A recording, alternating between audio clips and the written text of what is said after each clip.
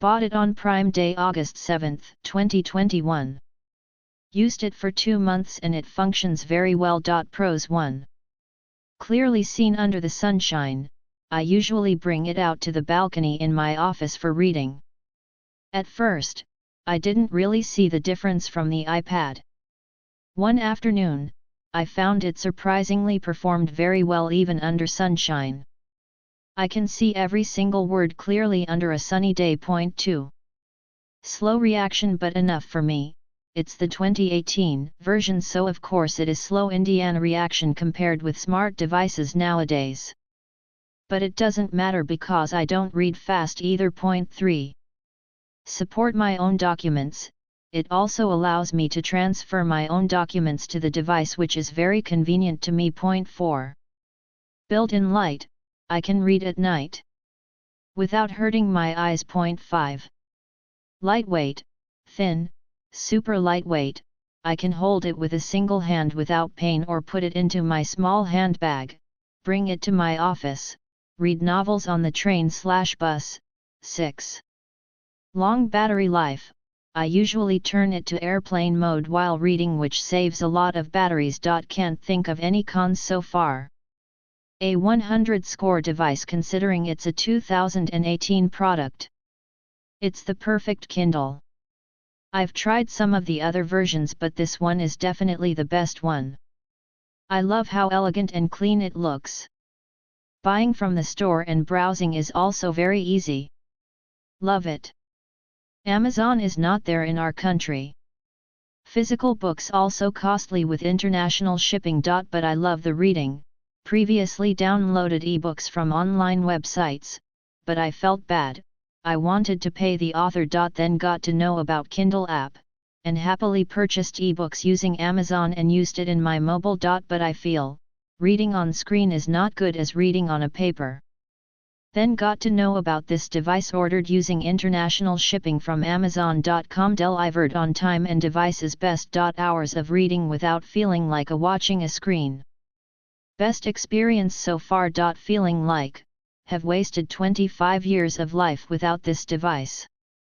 Feeling happy, I have much more years to travel with Kindle. Far better than a Kindle app. Previously I used the Kindle app. This device is better. No blue lights.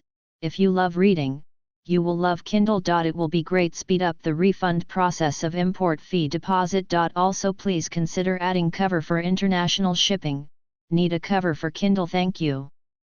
So my old Kindle broke, the same issue as with the last one, screen failure. And I've tried to buy a new one, but Amazon would not ship here. I've tried finding one in an ITNC store. Of course, nobody sells Kindles here. So I've bought one from Thailand. Now here's the thing, the price of a Paperwhite in Thailand is about $250. That's almost double. That's Oasis territory, which is close to $500. And while I love Amazon, I don't want to pay double. Fortunately, found someone selling brand new, sealed Paperwhites for almost the Amazon price. That being said, what do I think about it? I think the contrast is lower and the text is not as easy to read. It's not a big deal though, and definitely not a deal breaker. The flushed screen is interesting. I hope it protects the screen from breaking. It does reflect light a lot easier though. You need a new case compared to the old generations. Battery life seems about the same. Seems a bit slower than the older PP, although it may be just indexing. It is lighter. Seems so. There is more of a premium feel to it. More like a tablet. Audible playback, which I've never used. Heard it consumes battery quite fast. Brightness is not as good. At 17 with the old PP, it would be almost overpowering.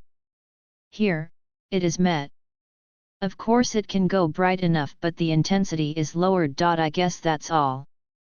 The Paperwhite is more or less the same since it was first introduced. I have also tried the Oasis, but it's too damn expensive in Thailand.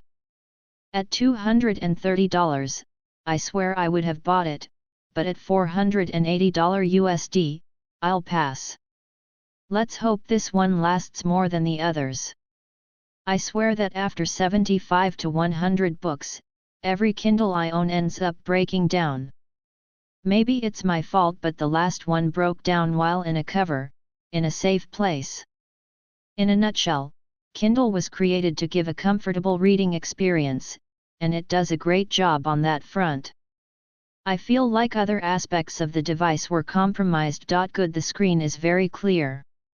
It feels like I'm reading from a real book, but with clearer text than I've seen in any real book. There are no distractions. This is a very big advantage over reading from the free app on my phone, where I constantly find myself pausing from the book to check up on one thing or another. The screen is wider and shorter than a standard phone. I find this to be much more comfortable to read from. Bad, the device is sluggish. The scrolling isn't continuous like on a smartphone. At 6, the screen is smaller than most modern phones, but it doesn't feel small when you read from it. There's no option to change the page color. There's a limited selection of inbuilt fonts, but it's quite easy to add new ones. The charger is the old micro USB, and not the more modern USB-C. This means that I can't charge it from my phone's charger. The screen is not colorful. I think this makes the book covers look bad. Kindle is surprisingly stingy with memory. Considering how cheap flash drives are, I'd expect that Kindle would either provide us with more memory, or at least make it cheaper to upgrade. It's currently about $100 to upgrade to 32 GB, when a 64 GB flash drive is $10.